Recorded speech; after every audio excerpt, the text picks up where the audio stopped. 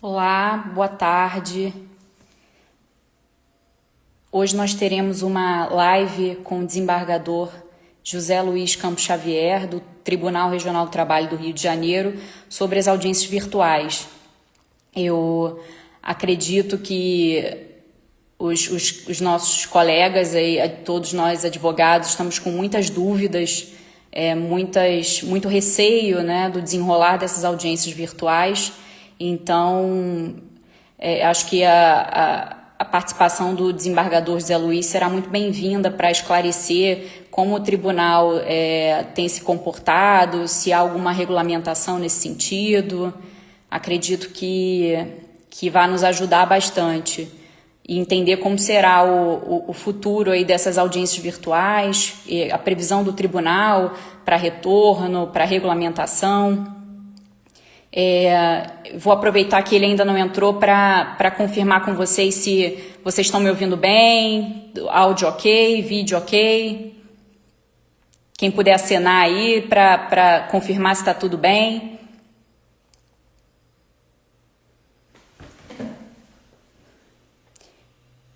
Ah, que bom. Já vi aqui alguns colegas advogados, algumas pessoas conhecidas.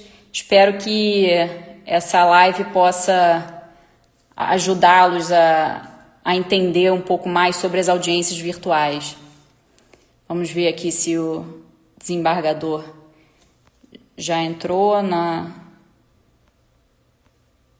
nossa live.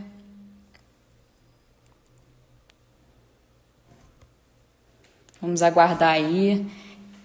Acabou de entrar.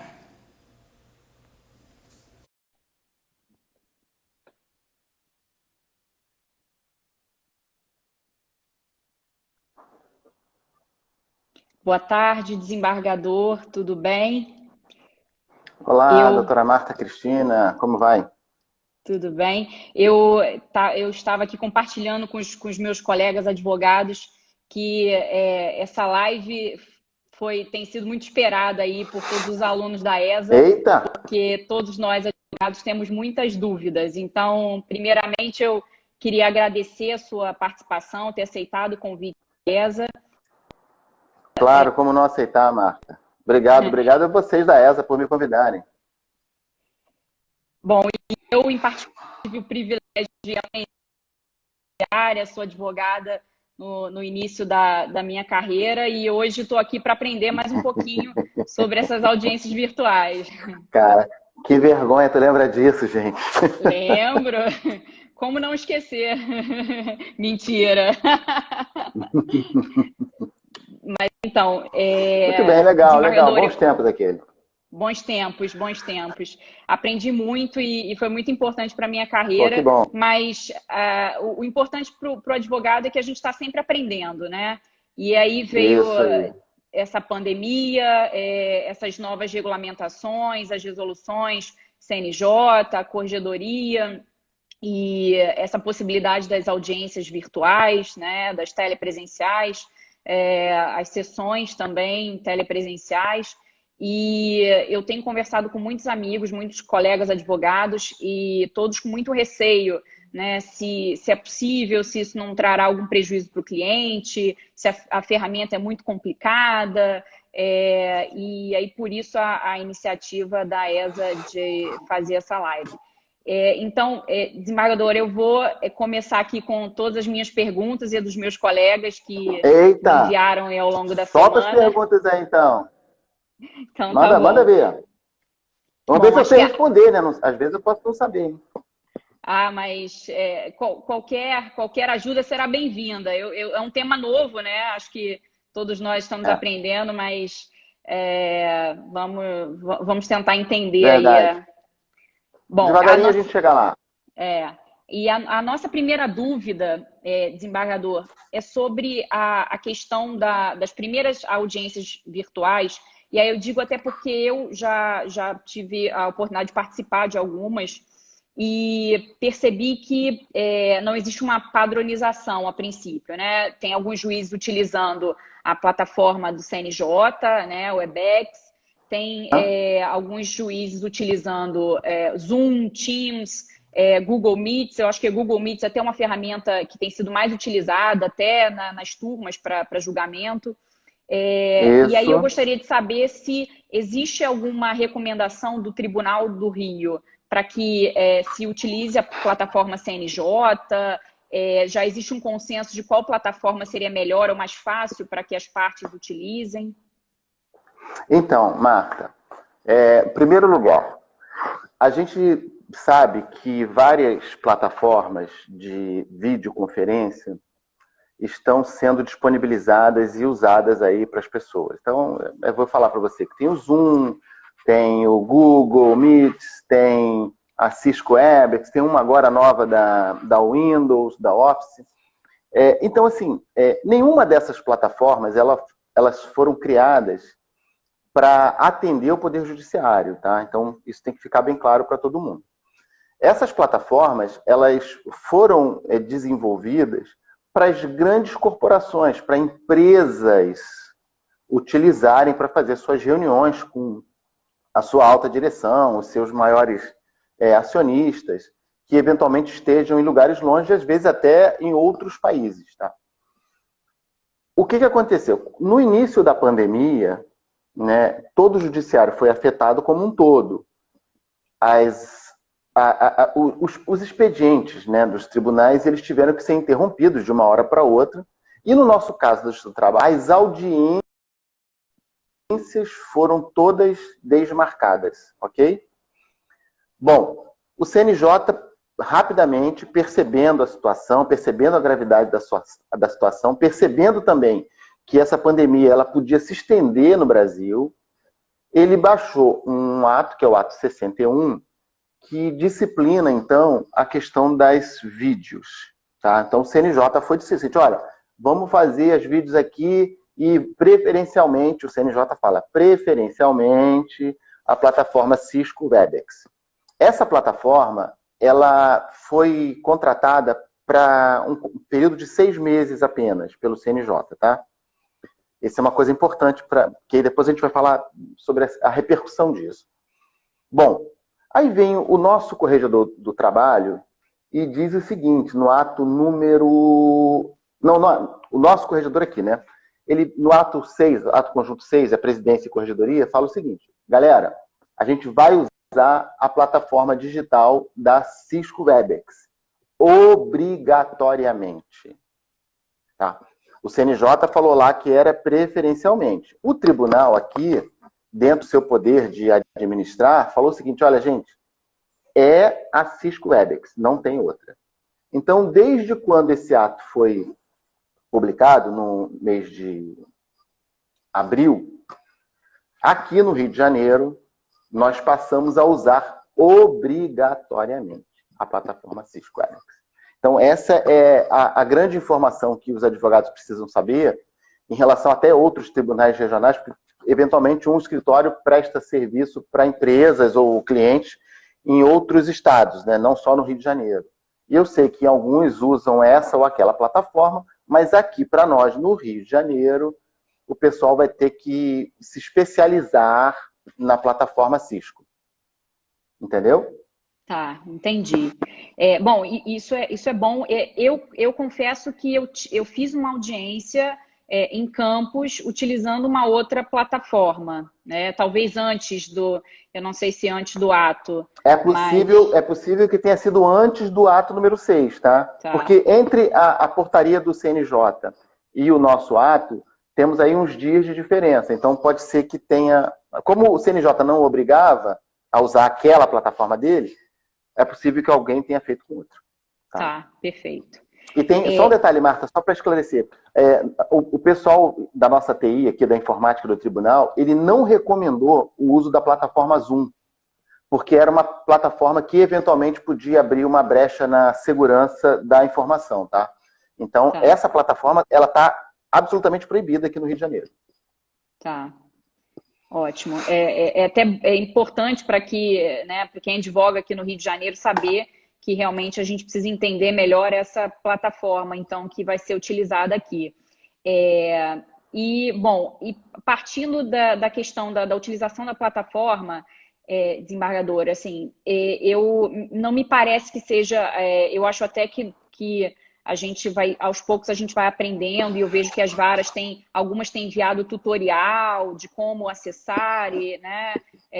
Mas, por exemplo, a espera, eu sinto a angústia dos advogados, porque se a gente entra antes do horário da audiência, tem uma espera até que seja chamado, e aí você não sabe se realmente você está aguardando ser chamado ou se você está com algum problema de conexão e não consegue, né, não consegue efetivamente, não está ingressando na audiência, essa audiência está acontecendo. Isso é um receio. Mas, assim, existe alguma expectativa, até mesmo do CNJ ou do tribunal, de viabilizar algum tipo de controle, algum tipo de ajuda para os advogados nesse momento da audiência? Tá, olha só, legal essa pergunta. Deixa eu só relembrar aqui uma situação que não é nova, tá? 2015, CPC. CPC, bem lá, artigo 385, artigo 453, se eu não me engano, eu tinha até anotado aqui em algum lugar aqui, que dizia o seguinte, ó, galera, a gente pode fazer audiência por videoconferência, ou para ouvir a parte, ou para ouvir a testemunha, tá? Então, a rigor, nós não estamos falando de novidade. A previsão para videoconferência já tem há 5 anos praticamente, tá? Isso é uma coisa importante. A outra coisa importante, em relação ao que você fala, o advogado que fica na sala ou se fica esperando, não sabe se está chamando o processo dele, veja bem, essa plataforma, como eu disse antes, ela não foi feita para o judiciário, tá? Então, o que acontece? Por pedido do CNJ, a Cisco está tentando customizar essa plataforma para atender o Poder Judiciário. Mas aí, olha só, outro problema que isso traz. Os segmentos do Poder Judiciário, eles tratam a audiência de formas diferentes. Por exemplo, no processo criminal, uma audiência de custódia, uma audiência para ouvir o preso, ela tem uma outra estrutura, tem um outro impacto. Para a justiça comum, uma audiência de, sei lá, vamos dizer juizado especial civil, que agora também já pode, né? A lei já permite. Então, assim, já tem um outro enfoque. E no direito do trabalho, também tem uma outra conotação essa audiência. Então, o que acontece? É uma plataforma só, para um judiciário só. Mas esse judiciário, ele é todo esfacelado, ele é todo segmentado. Essa segmentação pode ser que não se adeque exatamente ao que a Cisco esteja preparando. É bem verdade que nessa história do lobby, muitos juízes não estão adotando, Marta. Por que não estão adotando? Exatamente porque você não tem o controle, ou melhor, você tem que ter 2 controles. O controle de dentro de quem está na audiência e o controle de quem está de fora da audiência. Isso que você falou, que o advogado está fora e não sabe o que está acontecendo dentro, acontece o inverso. Assim, quem está dentro não sabe o que está acontecendo fora. Entende? Então, para você administrar isso ao mesmo tempo, e tendo que se concentrar na audiência, tá? Você ainda tem que fazer audiência. Então, você começa a ter muitos problemas para administrar. Você imagina o seguinte, ó, você está lá no fórum da Rua da Lavradio, por exemplo, lá que nós trabalhamos na capital. Você está na sala lá da 31ª vara do trabalho, está aguardando lá uma audiência. Você está dentro da sala, mas a sua audiência não começou, vai ser chamada. Aí você sai da sala e vai para o corredor. Tá? E aí você fica aguardando lá de fora, para no momento que você for chamado, você entrar. Só que você não sabe se você vai ouvir o microfone, se vai ter muito barulho na hora e vai atrapalhar porque você entenda se é o teu processo ou não é o teu processo. Com a audiência virtual, é quase isso, entendeu? Quem está de fora não sabe o que está acontecendo dentro, para os 2 lados, ou na presencial ou na virtual. Então, por cautela, o que os juízes têm feito? Programam lá a pauta deles de audiência, fazem os convites para os advogados e para as partes, tudo por e-mail, e no dia e na hora marcado, as pessoas vão ingressando nessa sala de audiências virtual. Então, na medida que essas pessoas vão ingressando, alguém que é responsável pela audiência, ou um secretário de audiência, ou diretor da vara, vai avisando para os demais que aquele processo que está ali é o número tal, da pauta, é de tantas horas, e é o reclamante fulano e a reclamada ciclano. Tá? Então, quem está entrando na sala vai ver imediatamente que aquele processo pode ser o seu ou não. Tá? Se for, eu digo, juiz, eu estou aqui, eu quero participar. Ok, vai ser habilitado, vai participar na hora. Então, essa dinâmica, ela é feita ali naquele momento. Tá? A história do lobby, alguns juízes não têm usado exatamente por causa dessa possibilidade de errar nessa administração. É possível, tá? Tá, entendi. Bom, e aí partindo desse início em que alguns juízes adotam um procedimento, outros juízes adotam outro, assim, o tribunal tem alguma intenção em padronizar esse procedimento da audiência, de que forma ela vai ser conduzida, ela deve ser conduzida? Olha só, Marta, vamos lá. Artigo 133 da Constituição Federal, tá? O advogado é indispensável à administração da justiça. Tem uma vírgula aí, mas eu vou botar um ponto. Ponto. O que acontece? O advogado também tem a possibilidade de, em sendo ele um dos responsáveis pela administração da justiça, estar vigilante quanto à aplicação dessa normatização. Não que o advogado vá interferir na condução da audiência. Isso é uma história que a gente não está cogitando aqui. O que eu estou querendo dizer é o seguinte. Nessa coisa do advogado, ele tem a possibilidade de auxiliar o juiz, aí sim, para que aquela audiência aconteça da melhor forma possível e, ao final, aquela prestação jurisdicional seja entregue às partes. Tá? Então, é um papel que o advogado exerce juntamente com o juiz. Vamos mais adiante.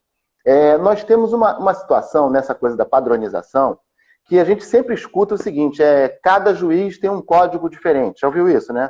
Sim.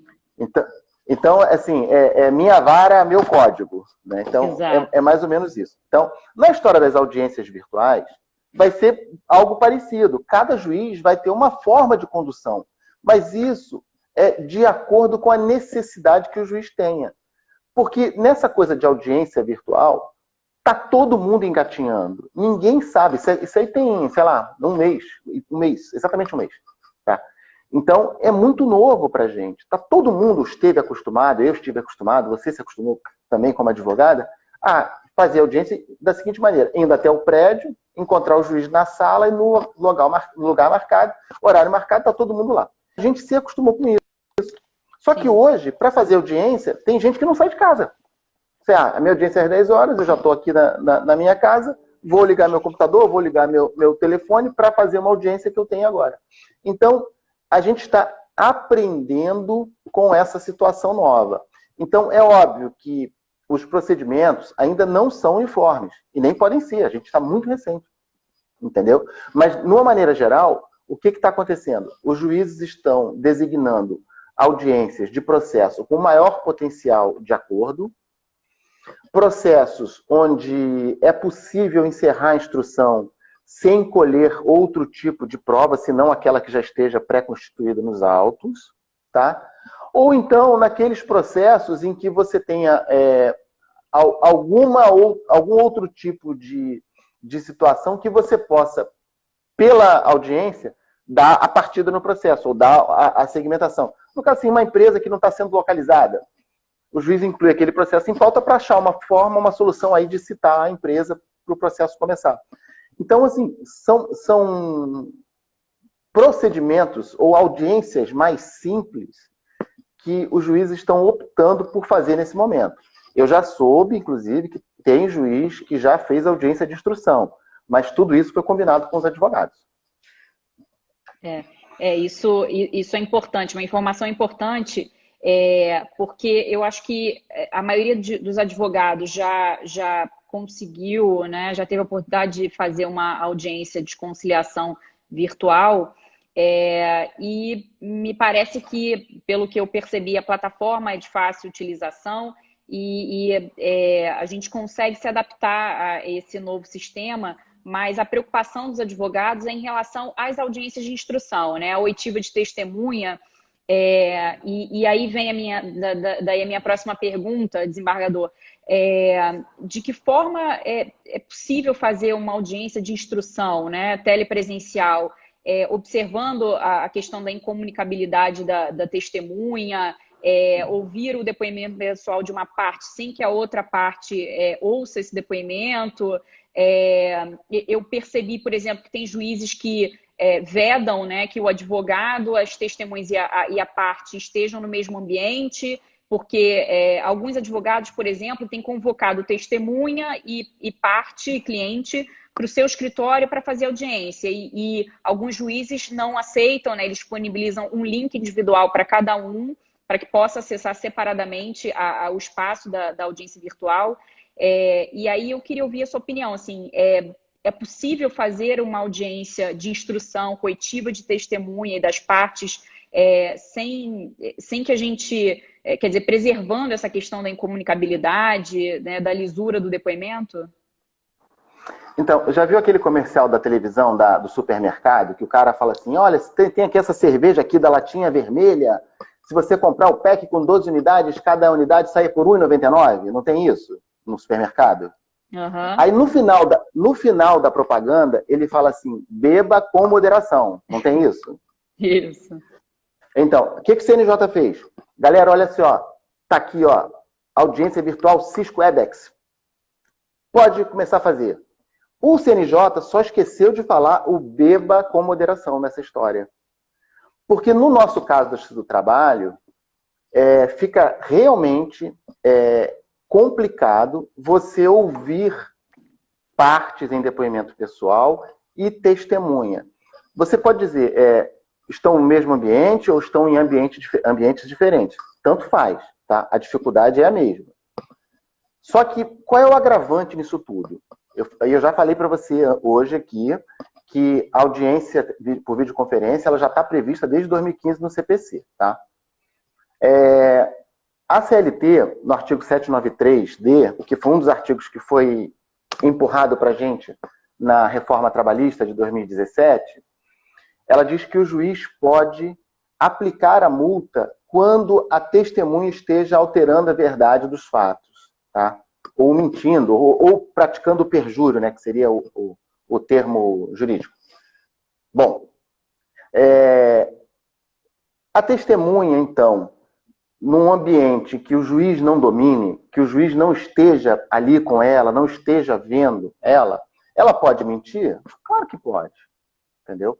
Ela pode estar lendo ali, eu estou aqui falando contigo, e aqui na minha frente, aqui mais 1 metro adiante, tem uma lousa com tudo escrito sobre o que eu tenho que falar, entendeu? Ou eu posso ter aqui, ó, no meu ouvidinho aqui, um ponto eletrônico, que alguém vai me dizendo a resposta e eu vou reproduzir. Então, veja bem, existe a possibilidade de fraudar-se um depoimento? Existe, claro.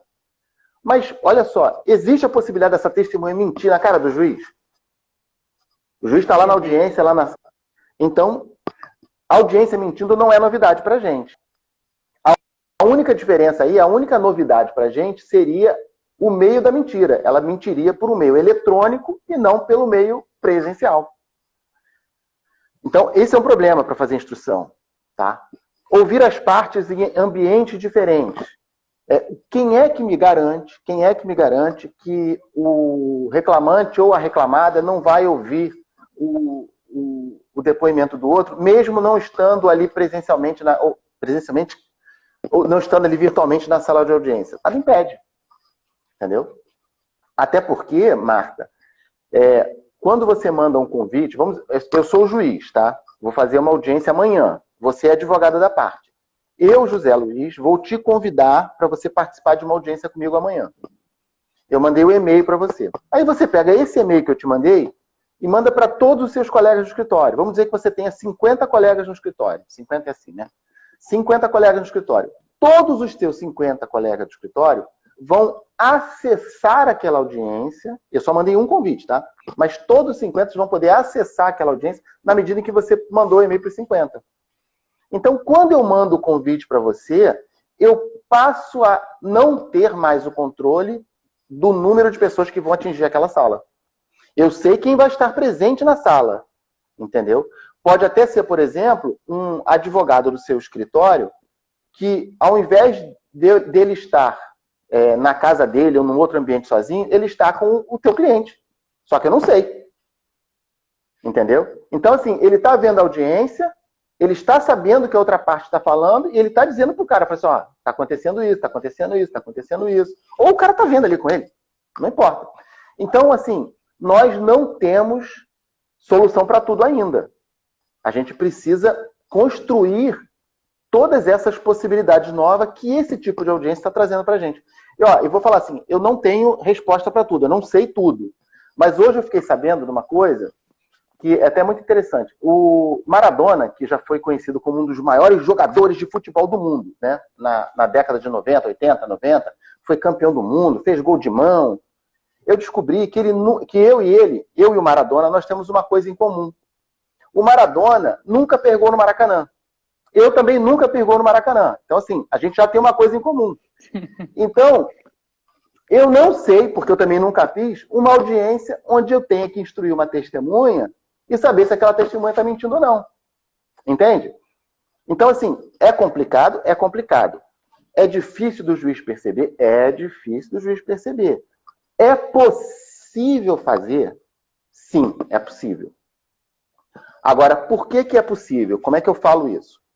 É possível quando você e o teu ex-adverso confiam mutuamente. Então, você tem a dimensão exata da ética e da lisura do seu ex-adverso. Então, você vai saber que aquele seu ex-adverso jamais faria uma simulação de um depoimento ou faria uma forma qualquer de instruir uma testemunha, ainda que no ambiente virtual. Porque se ele faz isso no virtual, ele com certeza vai fazer isso no presencial. Tá? Então, mas o que eu estou querendo dizer, nós temos que partir do princípio que os advogados, eles tratam a causa com boa-fé processual. O CPC fala o seguinte, todos os envolvidos no processo, têm a obrigação de cooperar. E cooperar para quê? Para que haja uma sentença de mérito, para que o juiz aplique o direito ao caso concreto. Entendeu? Sim. Não, eu concordo e acredito que alguns colegas advogados consigam chegar aí esse consenso. E aí compartilho hoje o meu sócio fez uma audiência com oitiva de testemunha e em que ele tentou com a outra parte fazer um acordo processual para que numa próxima audiência acontecesse um determinado, enfim, a oitiva das testemunhas fosse de determinada forma, já que a próxima audiência seria também telepresencial, mas o advogado da outra parte, infelizmente, não aceitou. Mas eu acho que o futuro da Justiça do Trabalho, né, e eu acho que o futuro próximo, para que a gente consiga garantir aí que a celeridade dos processos, né, a prestação jurisdicional, começar a se preocupar e começar a entender que as audiências telepresenciais elas são necessárias e que a gente precisa conversar com o colega, com o ex-adverso e chegar a um consenso e realmente contribuir com o judiciário para que essa prestação ela seja entregue da melhor forma possível. Então, mas, Marta, assim, puxando essa questão, não sei qual a sua opinião, assim, seria necessário uma legislação que aprimorasse mais, talvez, a punição para quem age de má fé, apesar da gente já ter uma multa, mas talvez uma punição mais severa ou, enfim, um regramento mais específico para esse tipo de audiência? Veja bem, de uma certa forma, a legislação processual ela já contemplaria todas essas possibilidades de audiência. Então, a gente sabe que tem o litigante de má-fé, então tem a pena para quem é litigante de má-fé, e aí o litigante de má-fé é o presencial ou virtual. Tá? A gente tem agora na CLT a testemunha que falseia, e aí pode ser o falso testemunho presencial ou virtual. Então, a legislação já prevê essa hipótese. A legislação processual também já permite o uso da videoconferência como uma forma de realizar audiência, de você até diminuir, né, o tempo médio de duração do processo, aquela duração razoável do processo, como a gente fala. Então, a lei, ela já a lei já tem formas e mecanismos próprios para combater, assim, auxiliam o juiz a intervir firmemente quando perceber que tem alguém ali abusando do direito de usar o poder judiciário. Com essa história da videoconferência, tem a possibilidade de fazer-se, mas não existe nada regulamentado especificamente. O que nós temos hoje é a previsão, através desses atos, portarias e resoluções dos conselhos e dos tribunais, para uma questão emergencial, que é a pandemia. Então, assim, a gente está usando dessa plataforma, Cisco, para fazer audiências numa época excepcional. Então, excepcionalmente, está se utilizando da videoconferência. Se depois, passada essa pandemia, for possível a utilização dessa audiência, aí sim, eu entendo que deve ter um debate mais aprofundado, e aí eu acho que realmente os tribunais, os conselhos, o CNJ, CSJT, eles precisam ouvir ao redor, né? Tem que sim sair um pouco do castelo. Então tem que conversar com a advocacia, tem que conversar com o Ministério Público, tem que conversar com os tribunais em si. Então as coisas têm que ser combinadinhas para encaixar. O combinado não sai caro. Então, se há esse planejamento, óbvio que é possível usar, não tem dúvida. E em relação a essa discussão futura e como ficarão aí, como ficará o nosso futuro da Justiça do Trabalho pós-pandemia, me surge aí um outro ponto de reflexão sobre a questão das audiências híbridas. Eu pelo menos já presenciei umas 2 audiências em que uma parte, por exemplo, o autor, né, estava em outro país e o juiz permitiu o depoimento pessoal dele por Skype ou alguma outra ferramenta, ou então uma testemunha também fora do país, e então, ao invés de expedir uma carta rogatória, se optou por ouvir também a testemunha por vídeo. Então, a gente já tinha umas questões pontuais, embora não regulamentadas, pelo menos não aqui no Rio. E a partir, né, dessa pandemia, dessa experiência da audiência virtual, qual a sua opinião assim, sobre o futuro? A gente pode adotar um modelo, de repente, de audiência híbrida, em que a parte esteja presente no tribunal, mas o advogado não, ou uma das partes não esteja presente?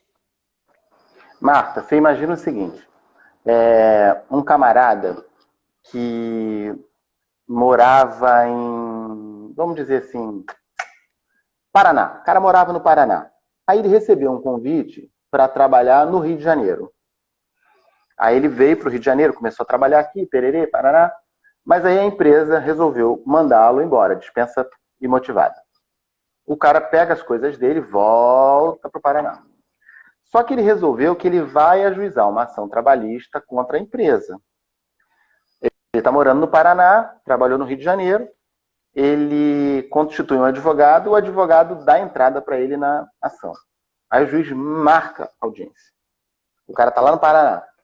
Aí o advogado chega e fala assim: juiz, meu cliente está morando no Paraná. Será que a gente não pode fazer aqui uma audiência híbrida? Ele lá no Paraná e eu aqui com a reclamada, o advogado da reclamada? Pode. Aí, ó. Então, a audiência híbrida, ela vai ter uma finalidade. Ela vai ter uma utilidade. Vou usar um outro exemplo. Eu moro em Petrópolis, entrou com uma causa no Rio de Janeiro. Aí, nesse dia, lá em Petrópolis, deu uma chuvarada danada, alagou a rua da casa dele, o cara não pode sair de casa. Aí ele fala assim: juiz, olha só, eu estou aqui agora sem poder sair de casa. A gente não pode fazer uma audiência híbrida? Eu aqui e meu cliente aí? Ah, o juiz, pode. Então, a audiência híbrida, ela pode servir para você encurtar a distância entre as pessoas e, principalmente, não desprezar o ato. Porque aquela audiência não vai ser obrigatoriamente ou necessariamente desmarcada. Então, a gente pode usar essa ferramenta das videoconferências para outras possibilidades, entendeu? Que não só essa da pandemia que a gente está vendo. Então, eu estou imaginando, Marta, que aquele modelo inicial de audiência que a gente se acostuma a fazer quando você começou a advogar, quando eu comecei a advogar, talvez isso esteja na era da extinção, tá? Não ser águas passadas. Isso assusta, eu acho que assusta um pouco, mas é aquilo. Quando nós tivemos o PJE, também foi assustador. Pronto, mas hoje em dia todo mundo, ninguém quer mais processo físico, ninguém quer mais carregar volume de processo. O PJE veio para facilitar a nossa vida, efetivamente. Tu imagina se a gente não tivesse... Marta, imagina se a gente não tivesse PJE hoje. Tudo estaria parado. Não tinha parado, isso aí. Exato. Então, às vezes, esse solavanco, essas tropeçadas que a vida faz a gente dar, ela empurra a gente para frente. Então, pode ser que essa pandemia nos ensine a enxergar essa relação do processo trabalhista, de uma maneira um pouco diferenciada. Sim, com certeza. E pelo que eu tenho ouvido até em outros tribunais, me parece que pelo menos a sustentação, né, por vídeo nas sessões, nas sessões telepresenciais e talvez até nas sessões presenciais, isso seja uma realidade para os advogados de fora. Né, que hoje em dia, salvo engano, o único tribunal em que já há possibilidade da sustentação telepresencial do advogado que não é do local é o Tribunal de Minas. Mas ainda assim, o tribunal disponibilizava, na verdade, os outros municípios disponibilizavam uma sala para videoconferência do advogado, né? O TRT da Bahia também faz isso com carta precatória. Disponibiliza um local no fórum para a testemunha ir lá e ser ouvida. E como ficaria essa questão da carta precatória, Zé Luiz? Porque eu verifiquei que, enfim, o CNJ fala sobre... O CNJ, agora não lembro se a corregedoria fala sobre a possibilidade da audiência por vídeo da carta precatória, mas aí qual seria o sentido da carta precatória? O próprio juiz não poderia, do processo, não poderia ouvir essa testemunha? Na verdade... Quer dizer, Na verdade, desculpa, Marta, a carta... Não, eu que peço desculpa. Na verdade, a carta precatória, ela é uma ordem do juiz deprecante para o juiz deprecado ouvir a testemunha, tá? Então, se você não tem mais necessidade de ouvir a testemunha por outro juízo, você pode muito bem acabar com a figura da carta precatória. Mas, só um minutinho. No caso do trabalho, existe, eu não tenho certeza onde exatamente, mas eu sei que tem, tá? Existe comarca que não tem fórum trabalhista, ou não tem jurisdição trabalhista. Então, a jurisdição é exercida por um juiz de direito com competência trabalhista, tá? Então, nesses lugares, aí eu não vejo como você não ouvir por carta. Você está entendendo? Porque você vai ter que rogar para o juiz de um outro tribunal cumprir uma ordem daquele juiz trabalhista. Entendeu? Entendi. Então, assim, a gente tem que dosar a forma desses institutos, que são os institutos clássicos do processo, as figuras clássicas, né? Carta precatória, carta rogatória, enfim, esses termos de oitiva, para você dinamizar a questão da prestação jurisdicional. Entendeu? Certo.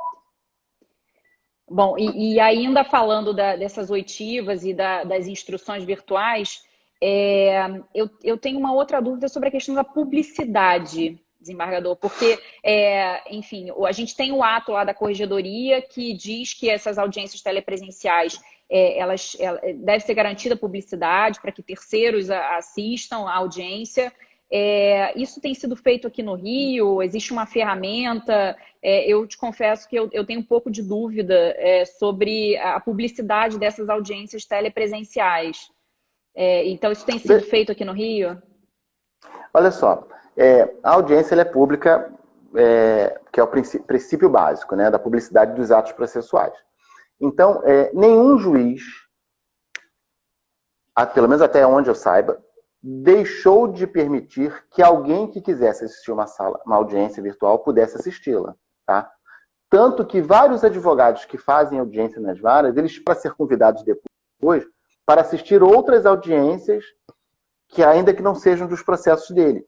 E o mesmo vai acontecer com parte ou quem quer que seja que tenha acesso a um computador ou um smartphone com internet. Então, é possível, é tranquilo isso. A questão da publicidade, ela é absolutamente preservada. Bom, eu vi que alguns tribunais já unificaram, por exemplo, salvo engano, o TRT da Bahia e também Goiás, acho que eles já estão, ele já tem divulgado as audiências e até sessões do tribunal pelo YouTube, né? Algumas varas e algumas turmas já têm canal no YouTube em que eles estão disponibilizando. Talvez fosse uma boa forma aí de garantir a publicidade dessas... Então, nós já pensamos nessa possibilidade, tá? Inclusive, a pedido meu, o pessoal da informática aqui do Tribunal no Rio de Janeiro vai disponibilizar em breve no nosso portal todas as audiências telepresenciais e sessões marcadas, tá? Então, por ali, você já vai poder visualizar, acessando o portal do Tribunal, onde e quando vai ter audiência telepresencial, ou onde e quando vai ter sessão telepresencial. Isso é um ponto. A partir daí, né, você dando a informação e a pessoa querendo acessar, ela vai entrar em contato com a ARA ou com a secretaria da turma, pedindo o convite para poder assistir. Então, essa foi uma forma aqui no Rio de Janeiro que a gente achou para divulgar ou disseminar a informação sobre as audiências telepresenciais. E com relação à questão do YouTube, a gente está pensando nisso ainda, não tem questão fechada ainda, tá? É uma possibilidade que a gente está vendo com bons olhos também. Acho que é uma boa alternativa, porque sem um dúvida, local que as pessoas têm fácil acesso. Né? Com certeza, obviamente. E, desembargador, muitos colegas advogados, eu verifiquei até aqui nos comentários da nossa live, têm perguntado como fica a situação das partes quando elas não conseguem acessar essa audiência virtual, seja porque não tem a internet disponível ou porque são pessoas de idade que não sabem manusear a ferramenta. E o que eu tenho visto, né, enfim, pode ser que eu esteja equivocada, mas eu tenho visto que os juízes têm sido bem razoáveis, não têm aplicado penalidades, têm adiado. Existe alguma recomendação unificada em relação a isso? Ou cada juiz adota de uma forma? Como tem sido aqui no Rio? Na verdade, os atos, eles falam sobre a obrigação do advogado em prover a internet dele para ele poder acessar a audiência virtual. Então, o tribunal, entre aspas, vamos dizer assim, terceirizou uma parte do que seria a obrigação dele. Tá? A gente sabe bem, Marta, que a internet no Brasil, ela não é uma internet democrática, ela não é uma internet acessível facilmente. Né? Quando existe a qualidade razoável e às vezes nem existe. Ou então, quando existe, ela é cara. Então, não é qualquer pessoa que tem condições de prover um plano de dados que comporte fazer, por exemplo, uma live de 1 hora. Né? O quanto de dados isso consome. Então, sendo assim muito franco e muito objetivo, tá? O advogado, nesse momento, percebendo que há uma dificuldade dele ou do cliente, ele tem que chegar nos autos do processo e dizer para o juiz o seguinte: olha, juiz, eu não posso fazer essa audiência porque o meu cliente é uma pessoa idosa, ele não tem idade com meios eletrônicos, eu não consigo fazer com que ele acesse um aplicativo para poder fazer uma audiência virtual, ou eu não tenho condições, meu escritório está fechado, eu não tenho condições de acessar meu escritório, e eu não tenho como fazer aqui na minha casa uma audiência por videoconferência. Eu não tenho estrutura aqui na minha casa para fazer uma audiência por videoconferência. Então, o advogado tem que chegar e, assim, objetivamente, e trazendo botando a real para o juiz, né? Você, o juiz, não tem condições, entendeu? E aí, o ato prevê isso. Então, assim, havendo a explicação fundamentada, o juiz tem aí o poder de não fazer aquela audiência. Porque, na verdade, Marta, se a gente parar para pensar, fazer uma audiência para gerar uma nulidade processual é uma coisa que nenhum juiz quer. Porque se anular aquela audiência, ele vai ter que fazer de novo. Entende? Então, o juiz não quer isso. O juiz quer aproveitar. Se tiver condições, todo mundo presente, todo mundo fazendo, todo mundo vai fazer. Não tem condições, não vai fazer. É simples. E aí, a partir das minhas primeiras audiências virtuais, eu até sugiro aos meus colegas advogados que, ainda que peticionem, né, informando essa dificuldade encontrada pelo cliente, que seja, eu acho que é importante, caso mantida a audiência, compareça à audiência, explique os motivos, reitere os motivos para o juiz, porque normalmente, ainda que ele não aprecie anteriormente, mantenha a audiência, o que eu tenho visto é que eles têm adiado, eles têm entendido e não têm aplicado nenhum tipo de penalidade. Mas é importante que o advogado, pelo menos, compareça na audiência para reiterar aí o seu requerimento. Então, vamos lá. Você concorda comigo, então, que é a história do advogado que é indispensável à administração da justiça. Então, o advogado está auxiliando o juiz a não praticar um ato que pode gerar nulidade. Entendeu? Esse aqui é o grande objetivo. Ninguém quer, o advogado não quer perder o processo e muito menos o juiz quer que aquele ato judicial dele seja desperdiçado. Com certeza. E todos os advogados têm interesse, né, em que a solução seja a melhor possível e da forma mais rápida possível. É isso aí. E aproveitando esse tema, né, da cooperação dos advogados, desembargador, eu tenho uma dúvida em relação à possibilidade de utilizar a negociação processual do CPC para essas audiências virtuais, porque nós temos aí uma instrução normativa do TST, a 39, que disse que esse instituto na negociação processual não seria aplicável ao processo do trabalho. Mas nós temos aí a resolução recente que cita a questão da negociação processual. Então, afinal, a gente pode aplicar a negociação processual para, de repente, orientar a instrução dessas audiências virtuais ou não seria possível considerando a instrução? Marta, a instrução normativa 39, ela é de 2016, tá? 2016, a gente nem sonhava em pandemia, tá? O tempo foi passando, a instrução normativa está lá quietinha.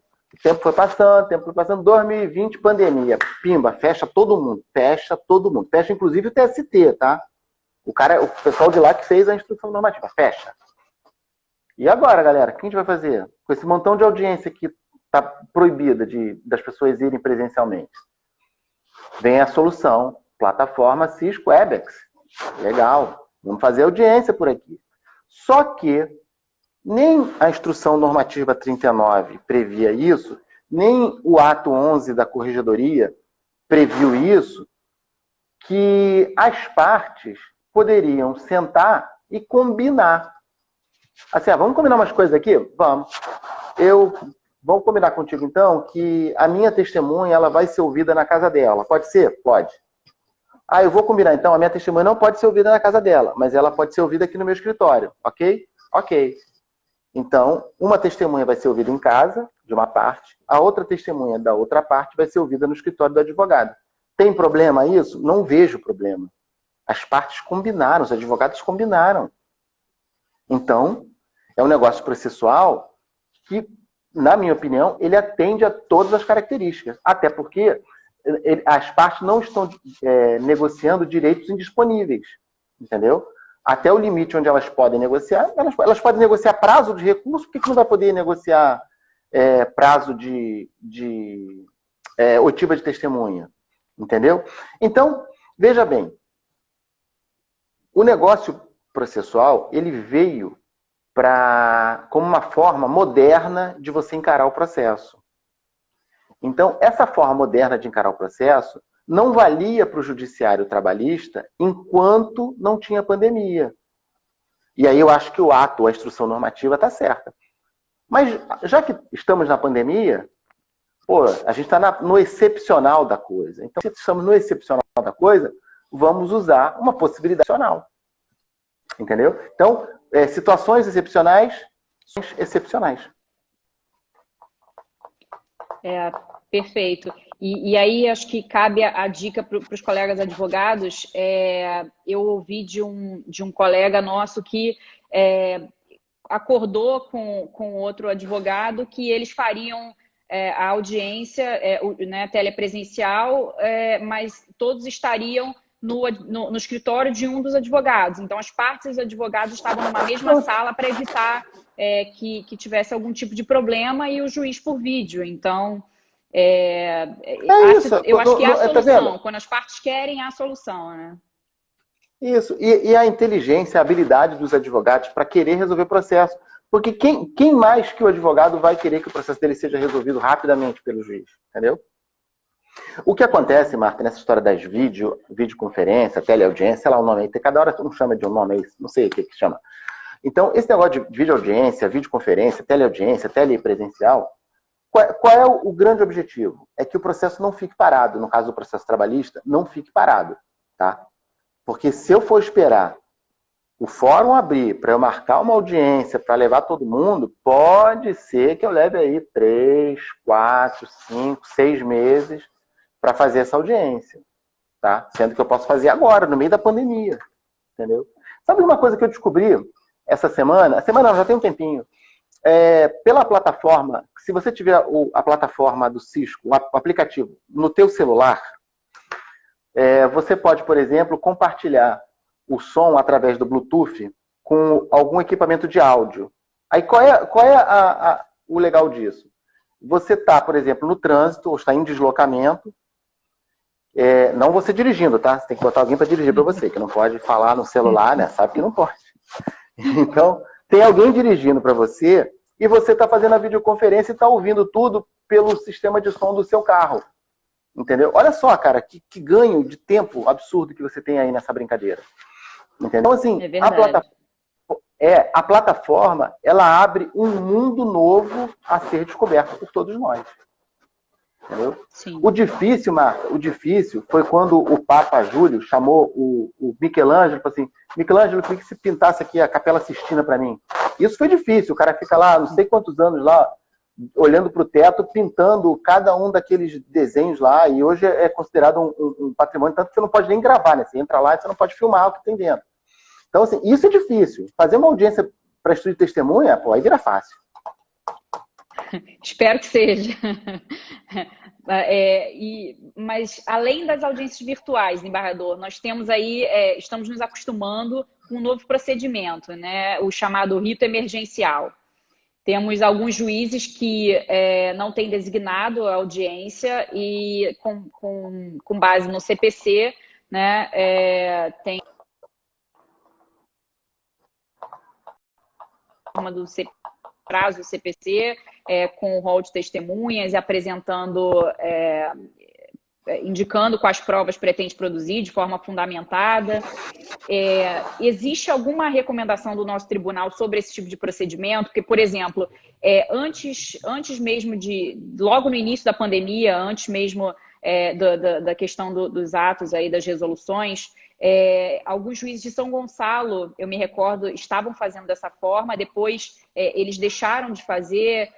Enfim, eu gostaria de entender se existe no tribunal aqui do Rio alguma recomendação, algum procedimento unificado em relação a esse tipo de rito emergencial. A recomendação é de você aplicar com moderação as regras do processo, tá? Então, essa história do rito emergencial, de você fazer a defesa e já abrir vista para outra parte, falar em réplica, tréplica, aquela história toda, isso alguns juízes já faziam com certos tipos de processo. Por exemplo, ação de consignação em pagamento, entendeu? Não fazia muito sentido você esperar a parte ir até a audiência para dizer se concordava com o dinheiro ou não, para o juiz poder emitir o alvará para a parte. Então, assim, posso fazer uma ação de consignação em pagamento nesse procedimento? Eu acho que dá para fazer. Uma ação civil pública, onde você tenha toda a matéria já documentada. Será que você precisa mesmo de ter uma audiência para as partes dizerem que não vão fazer acordo e o processo ir para a sentença? Entendeu? Uhum. Certos tipos de demanda que sejam exclusivamente matéria de direito e que já o entendimento do juiz já seja de conhecimento de todos, ou seja, a matéria já ultrapassada pela notória jurisprudência. Então, será que a gente não podia avançar em algumas questões? Nesses tempos de pandemia, Marta, eu acho que o juiz, os advogados, as partes, eles podem adotar procedimentos que facilitem ao juiz, magistrado, ao poder judiciário, cumprir a missão dele, que é decidir o mérito da causa. Esse é o grande sentido. Então, se você tem caminhos alternativos que chegam ao mesmo lugar, ao mesmo resultado, ao mesmo objetivo, eu acho que isso tem que ser aproveitado nesse momento de pandemia. Nesse momento de pandemia. Depois da pandemia, a gente precisa sentar para ver o que dá. Entendeu? Juntar os caquinhos, o que sobrou em pé, o que está quebrado. E aí a gente reconstruir o que for precisar reconstruir, melhorar o que precisar ser melhorado. Mas volto a dizer, qualquer forma de solução do processo que leve o juiz a proferir uma sentença de mérito, eu acho que é válida. Todo mundo tem que apostar nisso. Não só o magistrado, mas os advogados, as partes, todo mundo. Entendeu? É um ganho para todo mundo, Marta. Porque ninguém quer o processo parado 6 meses, um ano. É o que vai acontecer se não tiver isso. E a verdade é que todos nós sairemos diferentes dessa pandemia e a gente precisa se adaptar ao novo normal, né?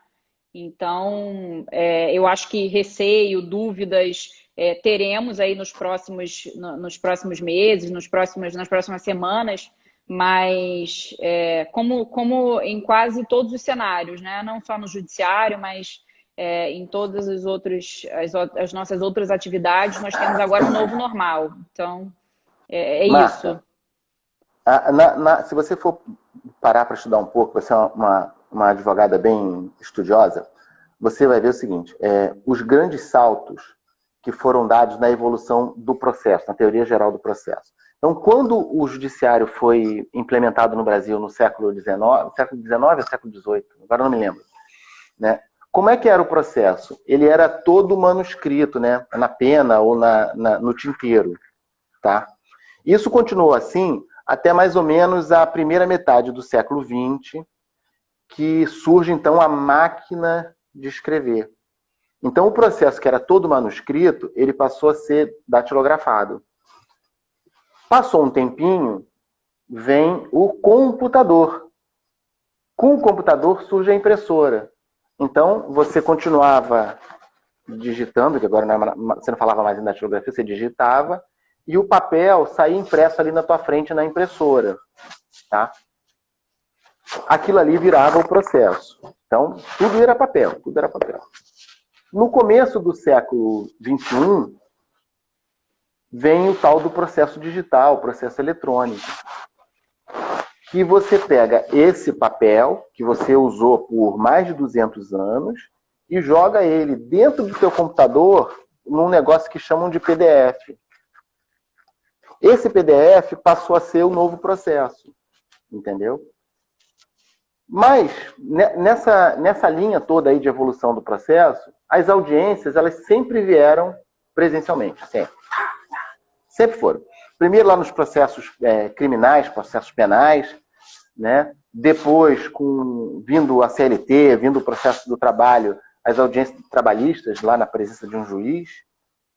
E agora, o processo dá um outro salto, né, nessa evolução, que é a possibilidade de você fazer audiência por vídeo. Sim. Então, desde a inauguração do primeiro tribunal no Brasil, que eu não lembro quando é que foi, acho que foi século XVIII, desde a inauguração do primeiro tribunal no Brasil até 2020, as audiências eram na frente do juiz, entendeu? Então, assim, não se mudou em mais de 200, 300 anos de história de processo. É agora uma chance que a gente tem de mudar isso. E a gente está sendo pioneiro nisso tudo. Marta, a gente está sendo pioneiro nisso tudo, entendeu? Sim. E daqui a alguns Justiça do anos... Trabalho sempre foi, né? No processo eletrônico também. Então, Desembargador, desculpa te cortar, eletrônico... nós temos 40 segundos para acabar a nossa live, infelizmente. Então, desculpa aí que eu falo muito, Eu imagino, obrigado eu queria pelo te pedir carinho. várias dicas, mas eu acho que nem vai dar tempo, mas muito obrigada. A gente marca uma outra live. Marcamos outra live. Muito obrigada pela oportunidade. Obrigado, desculpa falar muito. Obrigado a todos vocês da ESA pelo carinho, os advogados pelo carinho. E quando vocês quiserem, me chamem que eu estou por aqui. Com certeza, teremos outras lives. Muito obrigada. Obrigada a todos os colegas que nos assistiram. Até a Obrigado a próxima todos aí, live. gente.